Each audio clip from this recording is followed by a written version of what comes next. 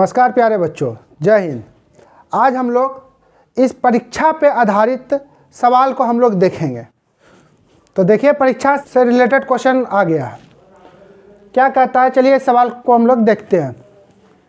कहता है, एक परीक्षा में उत्तीर्ण होने के लिए 35% अंक की आवश्यकता है। यानी पास होने के लिए कम से कम कितना प्रतिशत अंक चाहिए?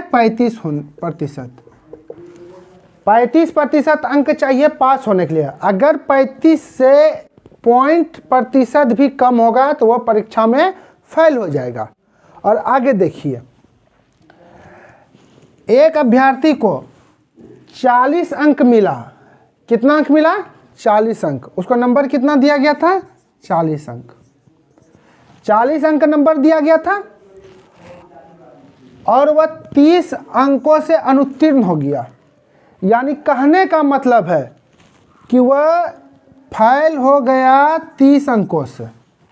तो क्या बोला था? फेल हो गया। कितना नंबर से फेल हो गया? 30 नंबर से फेल हो गया। तो इसमें करना कुछ नहीं है। कहता 35% अंक लगा। अगर 40 और 30 को हम जोड़ दिए तो कितना नंबर हो गया? 70 नंबर।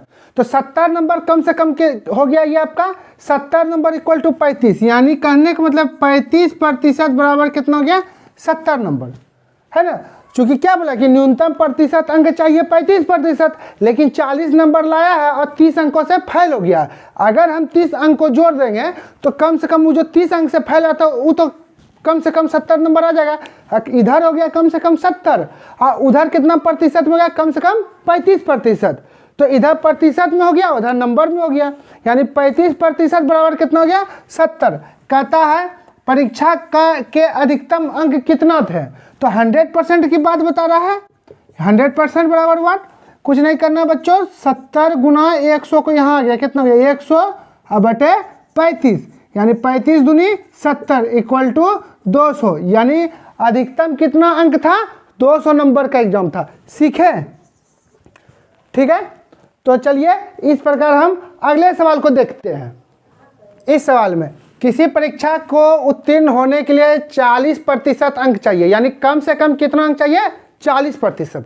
40% से कम अंक लाएगा तो वो विद्यार्थी क्या हो जाएगा? फेल हो जाएगा। तो कम से कम हमको चाहिए 40%। यानी कम से कम कितना प्रतिशत अंक चाहिए? 40%। 40 से थोड़ा सा भी कम होगा तो वो फेल हो जाएगा। ठीक है। कहता है एक विद्यार्थी ने 185 अंक प्राप्त किया। उसको आया कितना अंक आया था? 185 अंक आया था और वो 15 अंकों से अनुत्तीर्ण हो गया। यानी 15 अंकों से वो क्या हो गया? फेल हो गया। यानी आया कितना था? लाया था उसको कितना? 185 अंक लाया। अब फेल कितना से हो गया? फेल हो गया 15 अंकों से। ठीक ना। अगर वो 15 अंक ला लेता तो पास हो जाता। यानी 15 अंक उसमें जरूरत था। तो ये क्या किया? इन दोनों को जोड़ दिए। तो 5 और 5 कितना हो गया? 10। 8 1 9 1 10 और कितना हो गया? 200। यानी 15 अंक से वो फेल हो रहा था। तो 200 जो नंबर आया ये कितना प्रतिशत है? 40% के बराबर है। क्योंकि बोल रहा है क्या? कम से कम 40% चाहिए, लेकिन 15 अंकों से वह फेल हो गया। तो 15 अंक अगर हम उसमें जोड़ देंगे तो ये कितना प्रतिशत के बराबर हो गया? 40% के बराबर हो गया। तो कहने का मतलब है कि 40% बराबर हो गया 200। तो 100% क्या भाई पूछ रहा है? तो परीक्षा का अधिकतम अंक कितना था? ये अक्सर railway SSC, bank PO, clerk और बिहार एसएससी में हो सकता है ये क्वेश्चन पूछ सकता है। कहीं ना कहीं आपको परीक्षा से संबंधित इस प्रकार का क्वेश्चन होगा। तो चलिए इसका आंसर को देखते हैं हम लोग की क्या होता है। तो 200 बराबर कितना गया? 200 गुना 100 बटे 40। इससे ही कट गया 4 पंचे 20। यानी अधिकतम कितना अंकों का एग्जाम था? 500 अंकों का एग्जाम था। ऑप्शन नंबर 4 मेरा ये सही हो गया। तो अगर आप मेरे चैनल को सब्सक्राइब और लाइक नहीं किए तो ये सबसे पहले आप जरूर कर लीजिए, क्योंकि आने वाला एग्जाम से रिलेटेड जितना भी प्रकार का क्वेश्चन होगा वो हम आपको बताने की कोशिश करेंगे। तो चलिए अब नेक्स्ट सवाल पे हम लोग चलते हैं। तो देखिए इस तरह के सवाल को हम लोग कैसे सॉल्व करते हैं। कहता है एक परीक्षार्थी को 30 अंक प्राप्त करके वह 5 अंकों से फेल हो गया। यानी 30 नंबर लाया, 30% अंक प्राप्त किया। उसको कितना मिला था? 30% अंक। 30% अंक लाया। अब फैल कितना अंकों से हो गया? 5 अंक से फैल हो गया। आगे देखिए, एक दूसरा परीक्षार्थी 40% अंक प्राप्त करके न्यूनतम अंकों से 10 अंक अधिक प्राप्त किया। यानी 40% अंक लाया तो जितना न्यूनतम पास का जो प्रतिशत था ना, उससे 10 अंक अधिक प्राप्त कर लिया है। तो 10 अंक क्या किया? अधिक प्राप्त कर लिया। यानी कहने का मतलब है ये 10 अंक क्या प्राप्त किया है? अधिक। ठीक है। और ये 5 अंक क्या हो गया? इसको 5 अंक कम मिला। तो इस तरह के सवाल में बड़ा सटीक लॉजिक है। इसमें करना क्या है? कुछ नहीं। तो कहने का मतलब है जब इस प्रकार का सवाल आपको दिया है एग्जाम में कि 30% अंक लाया तो पास होने के लिए इस तरह का सवाल में जैसे 30% अंक लाया, अब 5 अंकों से वो क्या हो गया? फेल हो गया। ठीक है। और अगला क्या लाया? 40% अंक लाया और 10 यानी न्यूनतम पास का जो प्रतिशत होता है उससे 10 अंक अधिक प्राप्त हुआ। तो जहाँ पर भी आपको अगर पास रहे, जहाँ पर भी आपको पास और पास रहे वहाँ घटा दीजिए, फैल रहे वहाँ भी घटा दीजिए, पास फैल रहे, पास और फैल रहे तो वहाँ जोड़ दीजिए, फैल और पास रहे तो वहाँ पे भी जोड़ देना है। तो अब यहाँ पे क्या करना, और इधर प्रतिशत का अंतर करना है। प्रतिशत का क्या करना है बच्चों? अंतर। तो इन दोनों का अंतर कितना हो गया? 10% का अंतर हो गया। और इन दोनों को देखिए, यानी कहने का मतलब ये कम और अधिक है, ये यानी ये फैल है तो ये क्या है? पास है। तो फैल और पास में क्या कर देंगे हम लोग? जोड़ देंगे। यानी 10% बराबर कितना हो गया? 15। तो 100% में पूर्णांक निकालते हैं तो 100% बराबर कितना हो जाएगा बच्चों? 15 गुना 100 है ना, बटे 10 यानी कितना हो गया? 150। 150 मेरा क्या निकला है? पूर्णांक निकला है। 150 क्या निकला है बच्चों? पूर्णांक निकला है। तो लेकिन यहाँ क्या पूछ रहा है? न्यूनतम कितना अंक का जरूरत है। तो न्यूनतम कितना अंक है? अगर हम मान के चले इसका 30% निकालते हैं, कितना प्रतिशत निकालते हैं? 30%। यानी 150 का हम लोग क्या कर दिए? 30% निकाले। तो 150 का कितना प्रतिशत हो गया? 30%। यानी 15 45% अंक लाया, लेकिन अंक को कम था, 5 अंक कम था, इसलिए हम इसमें क्या कर दिए हैं? 5 को जोड़ दिए। यानी न्यूनतम 50 अंक की आवश्यकता थी। तो अगर आपको कहीं पे भी ध्यान रखना है कि अगर पास फैल रहे तो अंक वाले में जोड़ देना है, और पास यानी सेम रहेगा तो घटा देना है, और अलग रहेगा तो जोड़ देना है। तो देखिए 30 और 40 को में क्या किया हम लोग? घटा दिए। और देखिए इधर फैल और पास को हम लोग क्या कर दिए? जोड़ दिए। तो 10% बराबर कितना हो गया? 15। तो 100% में किसी का हम लोग क्या निकालते हैं? पूर्णांक निकालते हैं। तो 100% निकाल लिए तो क्या हो गया? 150 हो गया। ठीक है।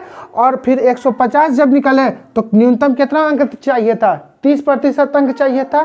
तो 150 का 30% निकाले तो कितना हो गया? 45। लेकिन 5 अंक से वो क्या हो रहा था? फेल हो रहा था। वह 5 अंक से क्या हो रहा था? फेल हो रहा था। तो इसमें से हम क्या किए? 5 अंक को क्या कर दिए? जोड़ दिए। तो यानी 50 अंक में वह मेरा पास हो जाएगा। तो देखिए आपके सामने सवाल आ गया है। इस तरह के सवाल में हम लोग वही काम करेंगे जो पिछले सवाल में हम लोग किए थे। इस तरह का सवाल अक्सर एग्जाम में पूछ दिया जाता है। तो कहता है एक परीक्षार्थी ने 30 अंक प्राप्त करके 108 अंकों से अनुत्तीर्ण हो गया। अंक लाया, यानी 30% अंक लाया था और 108 अंकों से फेल हो गया। और अगला 52% अंक लाया था। यहाँ कह रहा है ना कि 30 अंकों से अनुत्तीर्ण हो, 108 अंकों से अनुत्तीर्ण हो गया। और दूसरा परीक्षार्थी 52% अंक वह प्राप्त किए और वह उत्तीर्ण होने के लिए आवश्यक अंक से 24 अंक क्या लाया? ज़्यादा लेते आया। तो 24 अंक क्या हो गया? अधिक लेते आया। और हम बताए हुए थे जहाँ फैल और पास रहेगा उधर के अंकों को जोड़ देते हैं। 8 4 12, 2 1 3 और 1। और इधर कितना आ गया? 2 और 5 में 3 गया तो 2, यानी 22%। तो हम लोग क्या निकालेंगे? 100%। तो 100% बराबर हम लोग क्या लिखते हैं? 100% बराबर हम लोग क्या करेंगे? 132 गुना, इसको कहाँ कर देंगे? इधर मल्टीप्लाई, यानी 100 अब बटे कितना हो गया? 22। 2 से कटाएंगे, ये 11 बार में कटा, 2 से ये कटना बार में 50 बार में, 11 से कटाएं, 11 एक में 11, 11 दूनी 22, यानी 12 पंचे 60, यानी 600 ये आपका क्या हो गया पूर्णांक टोटल नंबर। 600 कितना हो गया टोटल नंबर। तो क्या बोलता है भाई, तो उत्तीर्ण होने के लिए कम से कम कितना प्रतिशत अंक की आवश्यकता है। तो पहले देखते हैं, चाहे आप इसमें रखिए चाहे इसमें रखिए।